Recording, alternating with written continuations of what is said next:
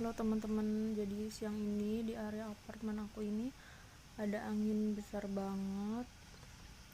Dari siang anginnya kenceng banget sampai air pada ngomblak-ngomblak gitu. Meja-meja yang di dekat situ sampai pada terbang.